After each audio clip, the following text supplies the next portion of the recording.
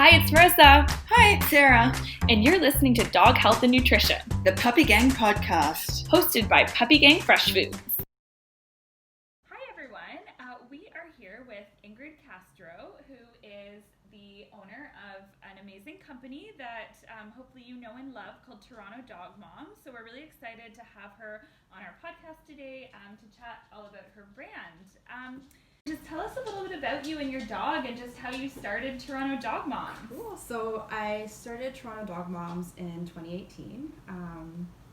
Essentially, I was running a dog walking business at the time that I had for 9 years total.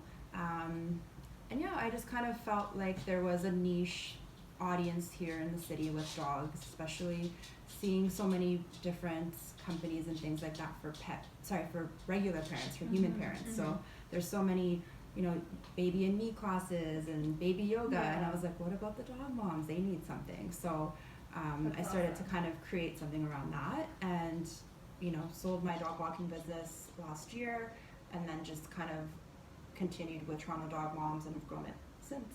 That's awesome, because there's not enough. We all, those of us without kids, we really think of our dogs as our kids. Exactly. So I think it's awesome that you're doing that, because I think that we really shifted in the way that we view dogs in our household, right? And they're definitely our fur babies, Yes, as opposed for sure. to just our dogs. Yeah, and Ingrid, you're even more interesting because whilst you mentioned your dog walking business, Yes. you're actually trained as a dog first aid practitioner Yes. also. Yeah. Can you tell us about that? So I'm a pet first aid and CPR instructor through Walks and Wags, which is based out of Vancouver. Awesome. And I've been teaching pet first aid now, I think it's been about 4 or 5 years. And I teach in different venues around the city. So daycares are my main source, and some grooming facilities as well. And it's always fun just because you get to kind of travel around and teach people from different walks of life. I've had groomers come in, vet techs come in, and then it's always nice to get pet parents who kind of want to just be more informed of how to treat any kind of quick emergency situations, especially knowing that we're at a dog park, something happens, you can't call an ambulance or anything like that. sure. So kind of just keeping your... I think about that all the time. Like if something happens to my dog and I'm out on the street, What do you do? Yeah. what do you do? So that's what we cover in the class. Yeah. We also cover cats as well. So Oh, that's awesome. yeah, so it's interchangeable. Do you have any stories of any former clients that have kind of used So if you take my class, you'll notice that everything always references back to my dog Chino. Which makes me look like a really bad pet parent, but it's just his first 3 years, he was just not, he had no filter. So like if we got to the edge of a cliff somewhere, rather than looking and seeing what's there, he would just jump off and then go into a body of water. Right. So Kalinda's like that too. If there's Okay. food there, nothing else matters. exactly. So he was wild. So I was constantly treating like little scrapes and bumps here and there. And my pet first aid kit's actually like a huge toolbox that was meant for all of the dog walking clients, and 90% of it was used by him. So Okay. yeah. Awesome. Yeah. So why don't you tell us about Chino? How So, old is he? What Chino breed is just he? turned 10. He's my little Okay. senior guy now. Oh, And he's an American and Old English Bulldog, and he's kind of been the motivator of everything I've ever done with pets. I got him during college, and transitioning into university, I was like, you know what, I want a dog. My dog that I had for 18 years passed away, and I found Chino a year to the date that Oh, the dog passed wow. away. They have the same birthday, so Oh my gosh. I was like, this is fate. I need to get this dog. And yeah, so then I got him, brought him home, didn't realize what I brought home because I didn't see his dad until 3 weeks later. They just sent a picture of this massive American Bulldog. They're like, Yeah. here's your dog's dad. I was like, great. But he's been kind of what drove me to start the dog walking business, and then the inspiration behind Toronto Dog Moms as well. That's awesome. And so pre-COVID, you had some really amazing events on the go. You also have really wonderful merchandise. I've got one of your Dog Mom sweaters that I just love. And we're really wondering, like, what's your kind of vision moving forward with the brand? And you've really kind of done something so cool with building this real sense of community in Toronto surrounding dog moms and their dogs. So yeah, what do you envision for Toronto Dog Moms? I'm really moving hoping forward? we're let out into the The world. world. 2021 with no masks, let's hope. I really thought by now we would be out of the pandemic and Yeah. being able to see people, but I think ideally I do want to host lots of events. That's been kind of like the most fun part of it, especially working from home for almost 10 years now.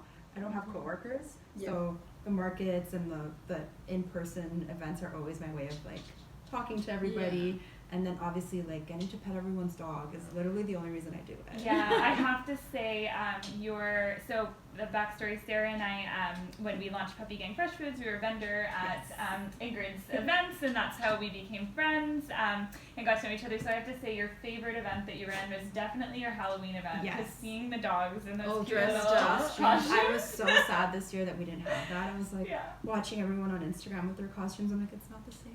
Yeah. It was amazing watching them all prance. Oh my god, the little fashion show. competition. It was adorable. And like I love that the owners matched with the dog. I know. Like the taco stand dog was the Oh best. yeah, I The remember one. that. That was awesome. Yeah, and one of the cool things that you've done is really built a community. Yes. Like we know just from our experience in talking to a lot of pet parents and having our own business and attending events, we really start to see the same people and we get to know their stories and their dogs, and it's like one big family, and you've done such an amazing job of building that community, and you have your Facebook community now. How have you gone about building that community, and what were you trying to achieve through that? So with the Facebook, I really just, you start a Facebook page and it's like, do you want to open up a group? And I was like, you know what, let's try it out. Sure.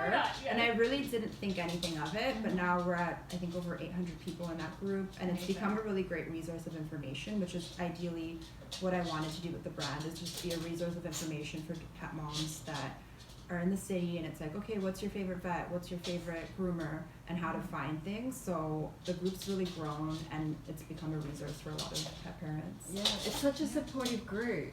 Yes. Yeah. You can post any question and people will come with Yeah.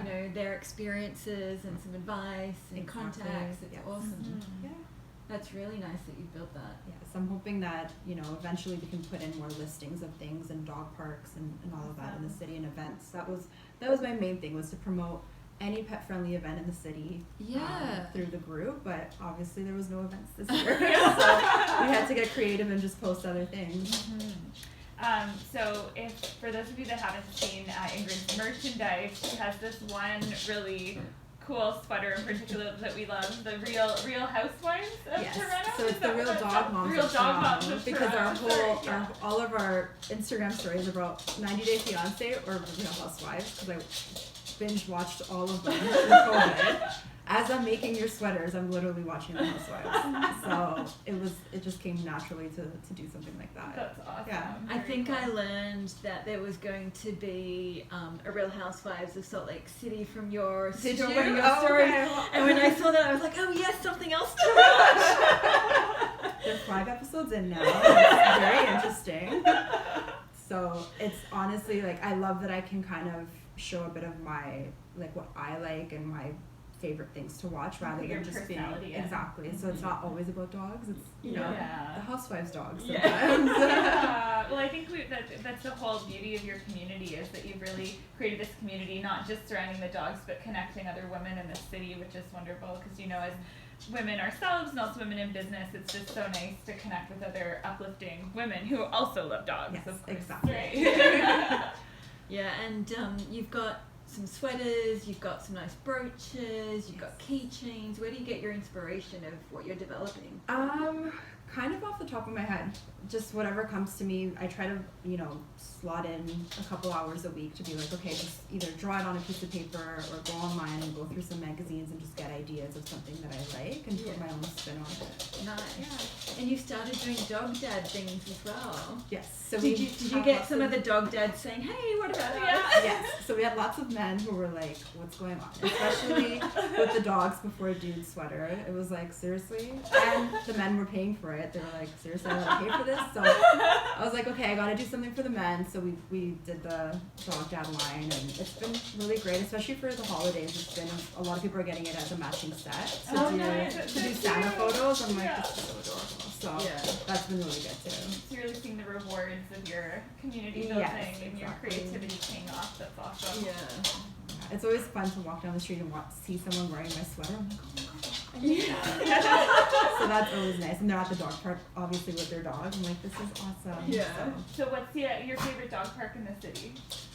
I would have to say Allen Gardens is my favorite, just because it's pretty centrally located. It has a large dog area and a small dog area, which is nice, and then it has the fountain, so it's convenient if you get there and you're like, oh, I forgot my water bottle. There's a whole fountain there, so that's really nice. Yeah. And if anyone can hear that noise in the background, that's our 3 dogs playing with each It's other. so funny. I was just going to address that. They're running around having a great time. They're having their own party. Yeah. Never a dull moment. With dogs and their friends. Any hidden tips of things to do around the city, or any cool things that you've experienced with Chino that you can share? I pretty much bring Chino everywhere with me, so I like to kind of, as I find that things are pet friendly, I'll post about it. Like the other day we went into Mark's Works warehouse, and they were like totally fine with him hanging out there, and they actually had like really cute dog jackets. Oh, cute. So I was like, this is awesome. Yeah. Canadian Tire, we go to the bank all the time. Like he actually comes in to the meetings with me at the bank. That's awesome. They already know him, so that's always good. So anything that I find that's pet friendly that I can bring him, I'm like, let's go run errands together. Yeah. So. It's really amazing when you become a dog parent, how they become such a big part of your social life, because you want to spend time with them and you want to bring them. Can I bring my dog? Yeah, exactly. I was saying, so Sarah's got her dog here tonight, and I was saying to Ingrid, gotta bring Chino next time. But that's why I think that you're so great to be friends with, because you're always in the know of the great places and things that we can do with our dogs, because obviously we do want to make them such a big part of our social life. Yeah, I think we still need to work on the LCBO. I've tried to take Tarzan in there, and they refuse me every time. Which is weird, because the wine rack lets you in. And Weird. Yeah, the wine rack, like, actually by us, Chino already knows all about it, and then they give him treats. So we go in the wine rack every day, even though I'm not buying wine. It just looks like I like going there. So if anyone's listening to this, if they'd like to start a petition for the LCBO to allow dogs in, we'll be your first 3 signatures. I've begged, I've tried everything. I've stumped my my son foot. can't come in. They should, though. They should. So we're not feeling optimistic that by kind of December, January, things are going to open up, but hopeful for maybe Valentine's Day. Yes. What would be your ideal Valentine's Day kind of event? I would love to have like a singles like meet and greet type of situation, With like the a dog speed owners? dating. Yeah. Like I I feel like like that would be that. awesome, because it's like if you date someone and they have a dog, your dogs need to get along as well. So you might as well get that out in the first date. So like a speed dating with your dog owners. on Valentine's Day, I think would be really cool. So My- hopefully we're allowed out by then. That would be awesome. That's Yeah, a that great is a idea. great idea. I'd need to put a muzzle on mine. Tarzan might deter some prospective suitors. But you might as well know from now than like later on, right? Like, let's just get it out of the way now. Does my dog like Sorry, you? my dog No. tried to eat you. My dog doesn't approve. Awesome. Well, thank you so much. We'd love to have you on. Yeah, and so for those of you that are interested in checking out Toronto Dog Moms, if for some reason you don't know about her and her wonderful group, you can find her at Toronto Dog Moms on Instagram and Facebook, and she's got a website as well, right, Ingrid? TorontoDogMoms.com. Perfect. All right, well, thanks for listening. Any questions, you can email us at info@puppygangfreshfoods.com. Please leave a comment, like, subscribe, share in this episode, and join Toronto Dog Moms community. Bye. Dog Health and Nutrition, the Puppy Gang Podcast, is hosted by Puppy Gang Fresh Foods. Puppy Gang Fresh Foods is a gently cooked dog food company based out of the GTA in Ontario. If you'd like to try Puppy Gang Fresh Foods for your dogs, please check out our website at www.puppygangfreshfoods.com. If you have any questions or comments about the content of this episode, please comment below. We'd love to hear from you. Also, if you enjoyed this episode, please remember to like, share, and subscribe to our podcast. Thanks for listening.